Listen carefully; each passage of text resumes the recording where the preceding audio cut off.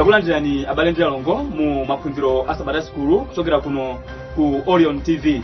Ndine Samuel amene ndikupatsirani maphunziro amenewa komanso kudzeranso mu gulu la Pillars of Hope pamene tikhalenso ndi mutu wabwino kwambiri umene ukufotokoza kuti uthenga wabwino ndi lamulo. Mu studio muno tili ndi oyitanidwa osiyanasiyana amenenso tikhale nawo muno kuthandizana nawo mu phunziro limeneli kuti tidziwe kumene tikuchokera komanso ndi kumene tikupita. Chotero tatiyeni tikhale limodzi mu maphunziro amenewa a wiki ino pamene Yehova afuna kutidalitsa komanso kutipatula pamenenso tikuphunzira maphunziro amenewa a wiki. Miyezi 6 imeneyi tili ndi mutu wina amene tikuyenda nawo umene ukufotokoza kuti lamulo ndi uthenga wabwino. Tsopano lero tili ndi mutu wakhangati wofananirako umene ukufotokoza kuti uthenga wabwino ndi lamulo. Chotero tatiyeni tonse tikhale limodzi komanso tikhale okondwera pamenenso tikuphunzira maphunziro amenewa a wiki. Pafunso number 1 komanso ndi 2 tikhala ndi brother Daniel Makarich amenenso atithandize kuyankha mafunso amenewa awiri. Pafunso number 3 ndi 4 tikhala ndi sister Amelia Samuel amenenso atithandizenso kuyankha komanso kupereka ndemanga mogwirizana ndi mafunso amenewa awiri. Pafunso number 5 komanso 6 tikhala ndi brother Jose João amenenso atithandizenso kumbali imene ya mafunso awiri wa 5 ndi 6. Pafunso number 7 lidzayankhidwa mu studio muno. Chotero tatiyeni tikhale pomwepo kuti timve zambiri. Ambuye akudalitseni.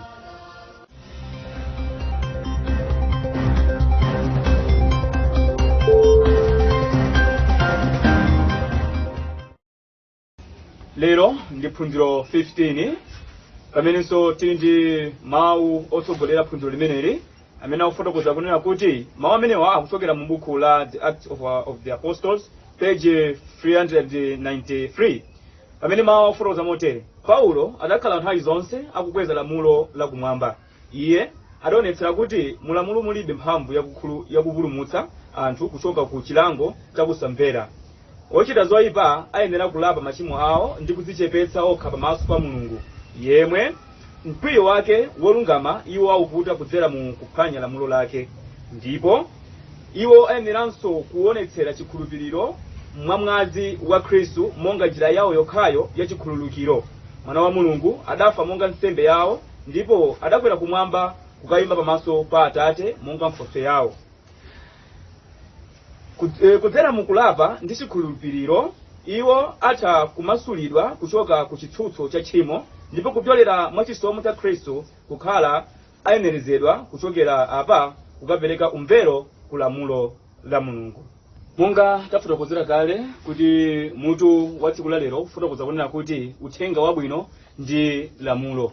Ambuye afuna ationetsere pa zinthu ziwirizi chifukwa ikhulupirira kuti uthenga umenewu kapena kuti mutu umenewu wabwera mu nthawi yake pena kufotokoza kuti uthenga wabwino ndi lamulo.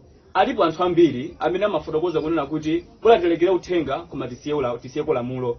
Chotero Ambuye waona kuti ndi chabwino kuti atibweretsenso maphunziro amene wawa kuti tikati kuona bwinobwino kusiyanitsa pakati pa lamulo komanso ndi uthenga wabwino. Mene wafotokoza kuti uthenga wabwino ndi lamulo. Choncho kufotokoza anthu monga adafotokozera Paulo kunena kuti Paulo adakhala nthawi zonse akukweza lamulo lakumwamba, adaonetsera kuti mulamulo mulibe mphamvu yakupulumutsa anthu kuchoka ku chilango chakusamvera. Pamene patikhoza kuona kunena kuti mawu oyambirirawo afotokoza kuti Paulo choyambirira anakweza lamulo lakumwamba koma akutinso anaonetseranso kuti lamulo lokhalo silingathe kumupulumutsa munthu ochimwa. Apo zikufotokoza kunena kuti pafunika kuti zonse ziwiri ziyendere limodzi, lamulo komanso ndi uthenga wabwino. Chotero Ambuye atidalitse pamene tikumvera maphunziro amenewa. Monga tinafotokoza kale poyamba paja kuti funso la number 1 komanso funso la number 2 atitengere ndi brother Daniel Makariche mu studio muno. Takulandirani brother mu studio muno. Zikomo kwambiri. Funso likufotokoza motere. Atipatsa choyambirira Matthew 4 verse 23 komanso Mark 1 verse 14 ndi 15. Funso lifotokoza motere: kodi unali uthenga wabwino uti omwe Yesu analalikira pa mayambiriro enieni ndi mu nthawi yonse ya utumiki wake? Yes brother. Zikomo kwambiri chifukwa cha funso. Tikulonjera onse amene akutionera kuno ku studio ku Orion Television. Takulandirani ku maphunziro a Sabata School. Pa funso number 1 timapeza kuti molingana ndi Matthew chapter 4 verse 23 ndipo Yesu anayendayenda mu Galileya monse, anali kuphunzitsa m'masunagoge mwawo nalalikira uthenga wabwino wa ufumu. Deno tikakhala tikuphunzira lesson imene tikupeza kuti uthenga umene Khristu amalalika mnthawi imene ijayo kuchiyambi kwenikweni kwa utumiki wake kudziko lapansi anali akulalika uthenga wabwino umene umati ufumu wa Mulungu wayandikira. Umene ndi uthenga umene Yohane analalika, Yesu anabwera kudzamalizitsa monga Mesiya wolotseredwa ndi aneneri ambirimbiri pambuyo. Zikomo kwambiri brother pakutithandiza funso limeneli la number 1 ne tamvanso yankho lake imene afuna kuzana kuti Khristu anabwera kudziko lapansi kutalalikira uthenga onena kuti ufumu wakumwamba wayandikira ndipo khulupirani uthenga. Chotero pa mutu okokhawo tikupezanso funso lina. No, tupiranso ku mutu wina pa funso number 2 tikupeza mutu wina umene ufuna kuza kuti uthenga wabwino wa Yesu Khristu umene tikupeza funso la number 2 pamene atipatsanso Marko 1 verse 1 komanso Aroma 1 verse 9 komanso Aroma imweyo 15 verse 29. Pafunso lifuna kuza motere. Mkulalikira kwawo kodi atumwi nthawi zonse anali kulumikiza uthenga wabwino ndi ndani? Zikomo kwambiri brother. Muyankho la uthenga umenewu molingana ndi Marko chapter 1 verse 1 tikupeza kuti anthu amenewa kapena kuti atumwi anali akulalika uthenga wabwino wa Yesu Khristu. Sanali akulalika uthenga wawo kapena ziphunzitso za Ayuda ayi. Atapita Khristu anawatsira mphamvu yakuti akhoza kuchotsa ziwanda, akhoza kuchita zozizwa, komanso anawalonjeza kuti azawatumizira nkhotswe Yesu Khristu. Anatumitsa Mzimu Woyera nkhotswe imene Khristu amanena. Tsopano Mzimu Woyera amene akuti anakawathandiza iwowo kuti akhoze kuwasogolera mu choonadi chonse, koma Mzimu isakanena za iye yekha, akanena za Yesu Khristu. So ngakhale Yesu Khristu analekana nawo ophunzira ake, komabe ophunzirawo anakupitirira kulankhula za uthenga wabwino wa Ambuye athu Yesu Khristu umene koyamba kuti upitse kuti umati kuti tembenukani mtima, ufumu wa Mulungu atani wayandikira. Ndino mwachidule kuti atumwi amalalika uthenga wabwino wa Yesu Khristu osati uthenga wawo eni kapena wa Ayuda kapena wa miyambi monga Khristu anadza kudzudzula zonsezi kuti anthu akhoze kusiya zonse zikhalidwe zawo ndi kuyang'ana kudzera kwa Yesu Khristu wopina ufumu wake umene unali utafika kale. So apa tili ndi ngati maphunziro awiri, ufumu nthawi imene jonali utafika, komanso timapeza Khristu amati ufumu wayandikira. So zinali zokangati zosamvetsetsera kuti wafika kapena wayandikira. Ayi, Khristu amafuna nene kuti ufumu ucho wafika, koma tsopano ufumu umene jonali wachani wachisomo. Koma pafunika tsopano ufumu wina kuchoka umenewo ubwere wina umene uli wa ulemerero. Tsopano mpovuta kuti tikafika ku ulemerero monga mmene Ayuda amaganizira kuti tikafika ku ulemerero asanaulandire ufumu wachisomo umene Khristu amati panopa wafika. So ifeso tifuna kuti tidziwe kuti titakhala kuti tikupanga zonse kapena kusunga lamulo ndi kukhulupirira kusunga sabata kapena zina koma kupanda kulandira ufumu wachisomo singakhozenso kufika ku ufumu wa ulemerero umene uli kudza kwa chiwiri kwa Yesu Khristu. So ninkangofuna kungonjeza pokhapo pa mafunso awiri amene tawerengawa kapena kuti taphunzira mu studio muno. Zikomo kwambiri brother. Tithokoze chifukwa cha kutithandizanso funso limeneli la number 2 pamenenso tikupeza kuti pamene Yesu Khristu anabwera kulalikira uthenga wakuti ufumu wakumwamba wayandikira, tikupezanso kuti atayisiya ntchito imene atapita kumwamba anawisiyanso ntchito imene m'manja mwa atumwi anawupitirizanso uthenga umenewu kuyipitiriza ntchito imene mpaka nakudzafikizana kuti inu ndine tinapezanso kuti talandiranso uthenga umenewu mpaka na mtsiku la lero. Titokoze kwambiri chifukwa cha kutithandiza brother. Zikomo kwambiri okhala nafe mu studio muno. Zikomo kwambiri. Tsopano mu studio muno tilinso ndi sister Amelia Samuel amenenso atitengere funso la number 3 komanso ndi 4. Takulandirani sister mu studio muno. Zikomo kwambiri. Apa tili ndi mafunso amene awiri pamene mutitengere ndinu sister amene akufotokoza kunena kuti funso limene atipatsa Agalatia 1 verse 15 kukoka mpaka 16, Aroma 1 verse 1 mpaka 5. Funso lifotokoza motere: kodi ndi udindo wanji omwe Ambuye anapereka kwa Paulo pamene anamuyitana iye kukhala mtumwi wake? Pamene kumva kuti udindo umene anapereka Ambuye pakumpatsa Paulo, ati udindo umene anapereka kwa Paulo anampatsa kuti iye apite akalalikire mitundu yonse ya anthu kuti anthu akazindikire za choonadi cha Ambuye wathu Yesu Khristu. Ndiye tikuona kunena zokuti ni Paulo anakhala munthu wochita chinthuchi molimba mtima komanso modzipereka. Ndiye palero linonso ndife kuti uthenga umene ife taulandira motani, kuti taulandira uthenga umene monga Paulo umene anaulandirira. ambuye atithandize kuti ifenso nafe tikakhala apolo lero kuti tikatenge choonadi ichi tikathenso kuwathandiza anzathu mu nthawi ino. Zikomo kwambiri sister chifukwa cha kutithandiza funso limeneli la number 3. Tikupita ku funso la number 4 pamenenso mukatiyankhire ndinude sister. Pamene tisanafike pa funsolo kufotokoza kuti pali mutu waung'ononso umene ufotokoza kuti uthenga wabwino uli mphamvu ya Mulungu. Pamene atipatsa Roma 1 verse 16 komanso 17 komanso Luka 24 verse 47. Funso lifotokoza motere: kodi ndi motani womwe mtumwi anatchulira uthenga wabwino wa Yesu Khristu?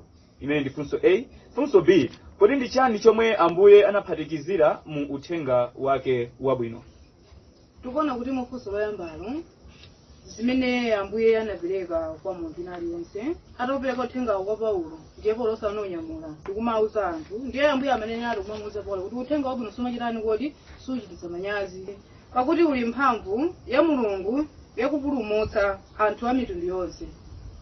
Zikomo kwambiri sister pakutithandizanso funso limeneli la number 4. Tikutha kuona kunena kuti pamene Paulo tsopano atautenga uthenga umenewu iyeyo anadziwa kapena kuti anazindikira kunena kuti ndine mdindo kapena kuti ndapatsidwa udindo wakuti ndilalikire uthengawo ku dziko lonse lapansi, ndipo iye anadziwa bwino kugwiritsa ntchito udindo umene anapatsidwa ndi kumwamba. Chotero zili kwa ifenso lero kuti pamenenso tapatsidwa uthenga umenewu tizindikirenso kuti ndi udindo wanji umene tapatsidwa ndi kumwamba, kuti tikachitenso monganso Paulo kulalikira uthenga chifukwa uthengawo uli mphamvu yakupulumutsa ndipo suchititsa manyazi.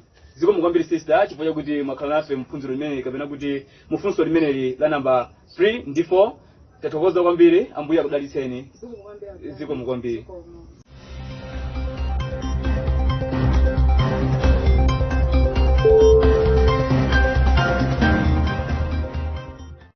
Mu studio muno tilinso ndi brother ena amene atitengere funso la number 5 komanso funso la number 6 pa mutu okha uja umene ufotokoza kuti uthenga wabwino uli mphamvu ya Mulungu. Takulandirani brother Jose muno mu studio muno.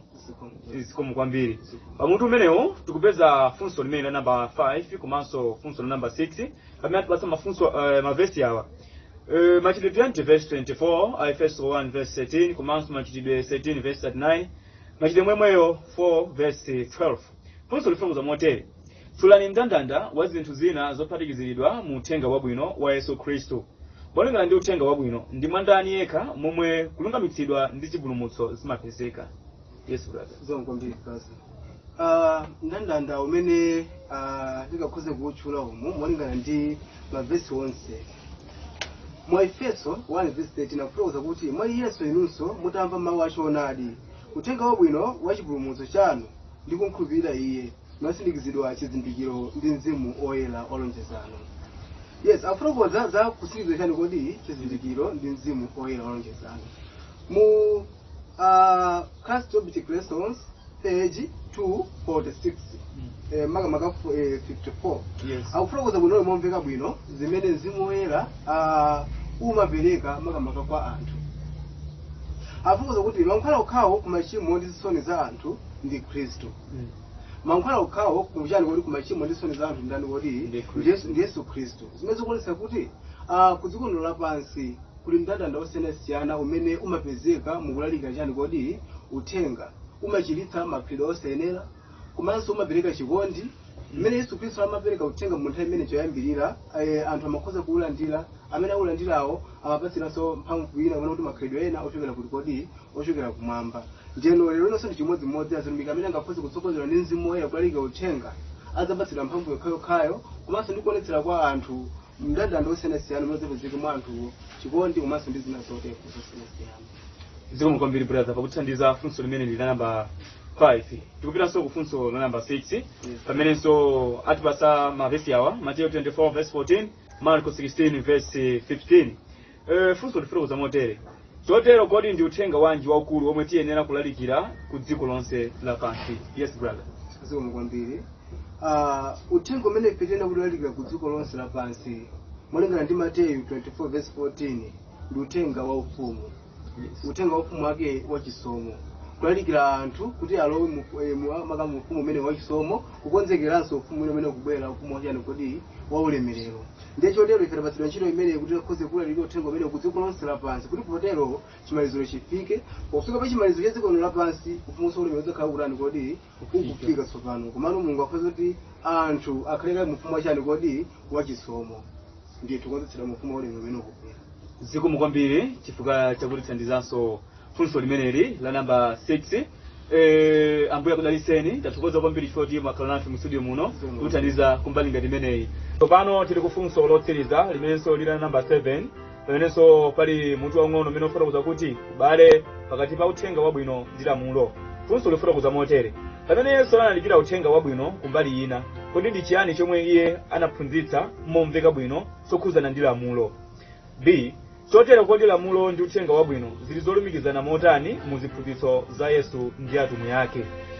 Apa Yesu Khristu akulalikira ku dziko lapansi amalimbikisanso kwambiri za lamulo. Chifukwa chake nthawi ina anafotokoza kunena kuti musaganize kuti ndinadza ine kudzapasula chilamulo kapena aneneri, ndinadza ine kudzakwaniritsa.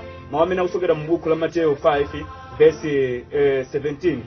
Pa Luka 16 verse 17 akufotokoza kuti kumwamba ndi dziko lapansi zichoke nkopafupi, koma kuti kalemba kakang'ono ka chilamulo kagwe ndi kwapatali. Izi kutanthauza naye kuti lamulo ndilokhalitsa ndipo amalimbikitsa lamulo. Ndikupera kuti kudzeranso mu ndemanga zosiyanasiyana zimene abale ndi alongo apereka mu studio muno, tikutha kumvetsetsa tsopano kunena kuti pakati pa lamulo komanso uthenga wabwino zalumikizana motani. Izi zikufunika kuti zonsezi ziyendere limodzi. Sitingakhala ndi lamulo osakhalanso ndi Khristu, sitingakhalanso ndi Khristu popananso lamulo, chifukwa kuti Khristu ndiye mwini lamulo. Ndiye ndi chifukwa chake zonsezi zikuyenera kuti ziyendere limodzi.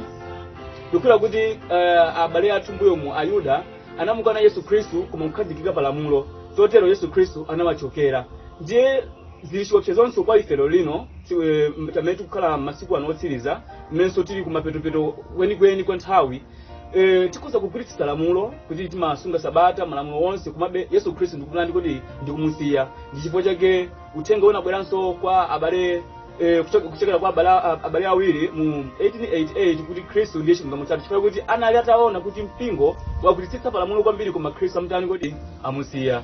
Chotero ndichiopsezonso kwa ife kuti tikhoza kugwiritsitsa lamulo koma kumtaya Yesu Khristu. Ambuye atithandize kwambiri pamene tikumvetsera maphunziro amene wawa. Ndikawerenga mofumira kwambiri mawu amenenso akuonjezera phunziro limene la tsiku la lero, limene wafotokoza kuti pamene Khristu amapulumutsa ochimwa, iye sachotsa lamulo limene limatsutsa ochimwa. Lamulo limaonetsera machimo athu. Lamulo limavumbulutsa kwa munthu tchimo lake. Uthenga wabwino wa Khristu okhawo ungathe kumasula iye kuchokera ku chitsutso ndi chidetso cha tchimo. God's Amazing Grace, page 20. Si udindo wa lamulo kukapulumutsa koma kutsutsa, osati kukhululukira koma kuzindikiritsa. Lamulo silingati kupulumutsa iwo omwe liwatsutsa, silingati kupulumutsa otayika. Signs of the Times, November 10, 1890. Iye Khristu amapulumutsa anthu osati mu uchimo koma kuchoka ku uchimo. Ndemanga zimene kuchokera mu Review and Herald, July 14, 1910. Tafika kumapeto kumaphunziro amenewa amene tali nawo mu tsiku la lero komanso wiki imeneyi, kuyambira pa tsiku la Sunday kufikizana tsiku la Sabata. Maphunziro amenewa musayiwale kuti mukupatsidwa kuchokera ku TV imeneyi ya Orion TV imene yangotsekulidwa kumene kuno ku Mozambique Field. Chotero timakunyadirani pamenenso mumakhala pomwepo ndi kumationera maphunziro amene osiyanasiyana, komanso mupitirirabe kumaonera zochitika zina zosiyanasiyana zimene zikudza mtsogolomu, monga ngati ma Sabbath school lessons komanso nyimbo, ngakhalenso ma Bible study. Chotero tikuyembekezera inu kuti TV imeneyi komanso maprogramu amenewa apitirirabe chitsogolo. Ambuye akudalitseni pamene mukupitirabe kuyang'anira maphunziro amenewa wiki ndi wiki. Ngati ngakhale kotheka, Ambuye akalola tidzakhalanso ndi maphunziro monga ngati amenewa mu wiki ya mawa. Ambuye akudalitseni. Amen.